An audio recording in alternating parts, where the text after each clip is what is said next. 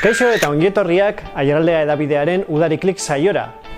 Saio honetan landuko dugu astean zehar jasotako gertakari garrantzitsuenak. Tamalez dakizuenez, pasaden astean Tubacex enpresan istripu larria egon zen eta Laudioko gazte bat zendu zen. Horren harira, beharginek lantegia gelditu zuten eta protestak egon ziren prekarietatearen aurka eta heriotz hori salatzeko.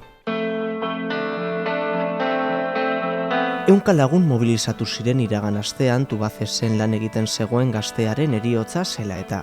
Enpresa komiteko kideek nabarmendu zuten lan heriotza horren atzen arduradunak daudela eta lantegian dagoen prekarietatea salatu zuten. Laudioko gaztearekin 27 dira urten lanean zeudela hil diren beharginak Euskal Herrian. Lan gatazkak alde batera utzi gabe gogoratuko dugu Balbospain Ituarteko langileen egoera.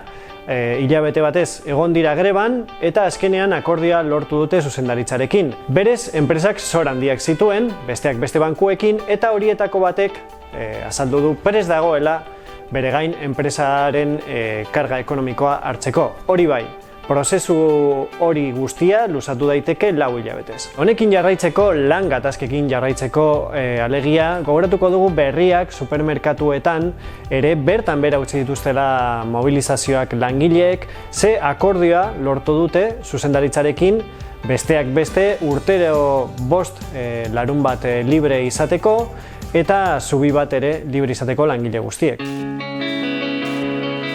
Garaipena lortu dute berriak supermerkatuetako langileek, lanuzteak baliatuta. LAB sindikatuaren arabera eskatzen ziren aldarrikapenak jaso ditu enpresak. Hau da, urtero 5 larun bat libre izatea, baita zubi bat ere eta norberak hartzeko 2 egun libre. Horrez gain, sartutako aparteko ordu guztiak aintzat hartuko dira eta enpresa eta langileen artean adostuko dute nola konpentsatu. Orain alde ekonomiko hori alde batera utziko dugu eta jauzi egingo dugu kirolera, beste gai askoz arinagora. Eta esparru honetan hasiko gara maillotaulerekin. Berez, sakonetako kirolari Okondoarrak Espainiako txapelketa bere gain hartu zuen, txapeldun izan zen eta uztailarekin lortu zuen gailientzea. Bestalde, Aiaraldea Hedabideak elkarrizketa egin dio, ez bakarrik albiste honi buruz hitz egiteko, baita bere etorkizunari buruz aritzeko. Jone Basterra Orozkoarrak gainera 2. postua lortu zuen Paraziklin Bizkaia biran. Azkenik, Gilen Albizua Aiararren kasua daukagu.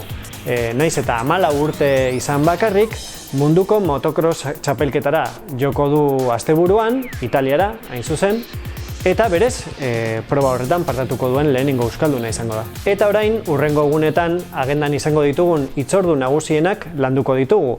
Berez, protagonismo berezia izango dute nola ez herriko jaiek, ze eskualdean hainbat ospakizun ditugu. Hainbat herrietako jaiak izango dira asteburu honetan. Arakaldon gaur hasiko dira festak eta igandera arte luzatuko dira.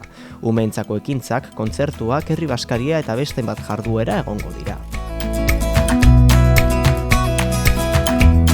Asteburu osoan zehar luzatuko dira beste herri batzuetako ospakizunak ere.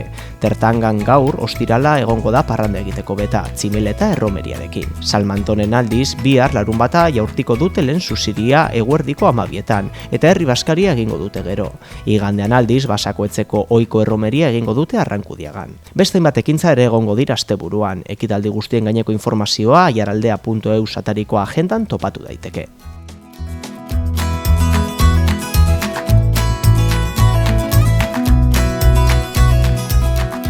Eta honen bestez amaitutzat emango dugu gaurko saioa. Gogoratu, aiaraldea.eusen abiatu dugula jadanik Udari Klik lehiaketa eta bertan parte hartu dezakezuela.